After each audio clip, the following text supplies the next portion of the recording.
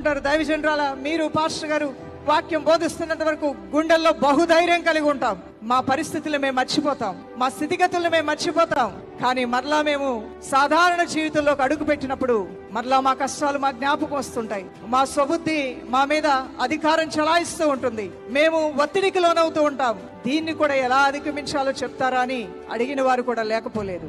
అలాంటి వారికి ఇదిగో ఇదే జవాబు. ప్రియ దైవజనమా, 2 కొరింథీయులకు రాసిన పత్రిక 2వ అధ్యాయము 4వ వచనం, మీ విశ్వాసము మనుష్యుల జ్ఞానమును ఆధారము చేసుకొనక దేవుని శక్తిని ఆధారము చేసుకొని ఉండవలను.